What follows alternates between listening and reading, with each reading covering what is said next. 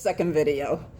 I forgot to mention in the last one, Colleen, the pulmonary doctor said, the one who said I was going to not work full time anymore, he said this that really is the reason why it's stuck in the back of my head.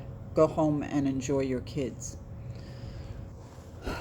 Now, when a doctor said that to somebody, it usually meant they didn't have, a lifetime to look ahead to. It was like we didn't know how much time I had left.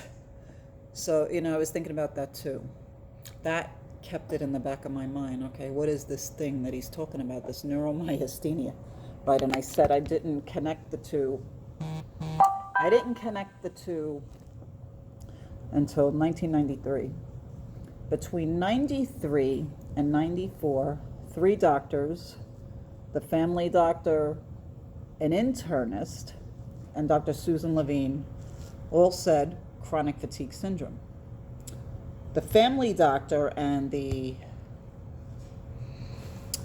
internist did the included Epstein-Barr in the lab work. Susan Levine, she did the HHV6 and the immune system. And, she did more specific, instead of serum, potassium, sodium, she did RBC, which shows the levels of those things in the muscle. So actually I went to her in the beginning in the end of January 1994. The family doctor was 93. The internist was a few weeks before Susan Levine, beginning in 1994. Could have been the end of December, beginning, I'm not sure. All right, so go home and enjoy your kids, all right? Oh boy. All right, let me see what these other questions are. Actually, I took that first video this morning. This is 3:08 this afternoon. Okay. Let me see. Okay, the importance of diet. I always thought diet was important.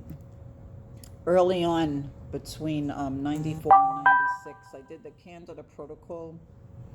Started with Susan Levine. Actually, I told her I think I have that, and she prescribed the nystatin. And I sort of got some books, did a little research. When I came here to Florida, one of the books had a directory of doctors. So when I came here to Florida, I found a doctor. He was pretty old school. I don't even know if he's alive anymore. I don't even remember his name. He was on Merritt Island, okay, which is in between this side and the beach side, okay. The other end of Merritt Island, the Space Center, is actually on Merritt Island, all the way up 40 minutes north. Okay, so this guy was on Merritt Island, and I went to him about 2 years, and he put my blood under the microscope, and it was on a big video monitor, and you could see the candida in the blood. So I went to him, and actually I felt like that was a big dent of the journey, because the immune system numbers, I did better immune-wise. The immune globulin worked better, and what I noticed was, if I took grains and pasta out of what I was eating, my lipid panel was beautiful. It was normal. Through the years, if I added it back, it wasn't normal. Actually, it was pretty high up there, Nobody could ever tell me what it was, And when in August of 2018, when I actually went to the cardiologist and also contacted the health coach, okay, I started on the health coach plan, and it was mainly, all the gluten and dairy were pretty much removed. So in the 3rd week, man, I'll tell you, it was amazing how much better I felt. The pain went away. I forgot about the pain meds, actually. we were on a webinar with the coach and some other people doing the program, and a woman said, I have fibromyalgia and my flares are gone. I says, oh, well, that's one of my diagnoses. And I forgot about the pain meds. And I haven't had a pain med since. So this is, what is this? May 2021. I haven't had a pain med in that long. Either I took turmeric, and Norcos, but it was more turmeric. But if I need, if there was a breakthrough pain, I'd had the Norcos, and I didn't have to take either. All right, so and I knew something was in it. I was going to find out why that was. And that was actually the end of September, beginning of October 2018. And then, I had joined the dysautonomia group, all right, because the cardiologist confirmed. We did a new workup, yes, and there was treatment for the orthostatic hypotension. But I thought, I'm going to join that dysautonomia group and see who the doctors are. And that's how I found Dr. Trevino. And when I went to see Dr. Trevino, he had a packet of lifestyle adaptations, which is also on the Dysautonomia International website. The first thing he said was, no gluten. And when I saw him again, I said, I got tested for celiac disease. Because when I was adding grains back, and me and the kids were in a Target on Mother's Day, had coffee, did a little shopping. My legs were buckling underneath me. They were weak, and my purse, it felt like it wasn't only heavy, but somebody was pulling it. So I said to the kids, I need to sit in that Starbucks over there. So I had to sit, and actually when I got home, I had labs at Quest Lab the week before, and the labs showed that the T3 level was low. Now, I never had a low T3. And I thought, oh my. And the first thing I thought was, wow. I added all the grains back. Do I have celiac disease? So I saw the nurse practitioner that week. And I said, I think I have celiac disease. So I was referred to the GI, and I had all the testing. And actually, they didn't put the diagnosis down, but it is non-celiac wheat sensitivity, or whatever that diagnosis is. There's a diagnosis code for it now because there's drugs in the pipeline for celiac disease. They got to profit off of everything. So doctors won't always put celiac disease down on your medical record. And the reason why they don't, because say if you go to buy insurance, the premiums are way up there because celiac, it's not just a gluten thing. It's a multi-system, it wreaks havoc.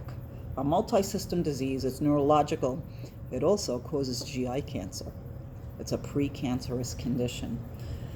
Now, when I was looking at the celiac site and I did the survey, I saw a study.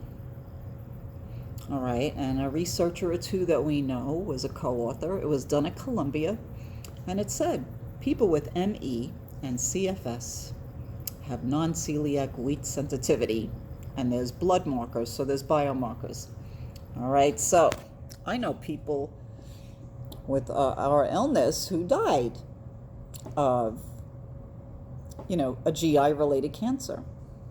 All right, so, I believe there are answers, for this type of thing, the cancer risk. It's not just our illness specifically. Okay, there's a few things. So, and the thing is,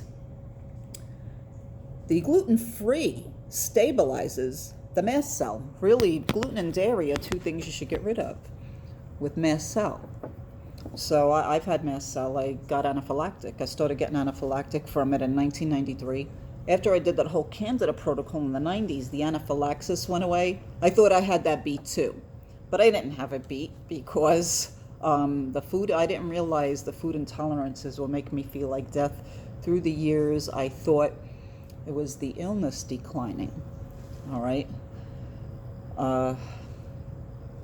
All right, so, and let me tell my mind, I just went blank. I forgot what I was saying. Right, so when you improve your whole lifestyle, you're going to stabilize the mast cell. All right, and Dr. Trevino, I'm also on the mast cell protocol. All right, and when you stabilize the mast cell, clean up what you're eating, stabilizes the mast cell, it makes the illness easier to treat.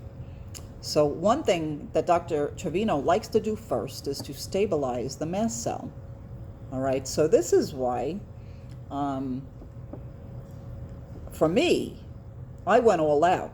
So it made the whole thing easier to treat. All right, let me see what other question is here. I may turn this off and, okay, so I'm going to wait for the next video to talk about the dysautonomia diagnosis, okay? I will say before I end this, I had a tilt table test in 1996, so I knew then, but they sort of blew it away, you know? So the next video, I'll do that, okay?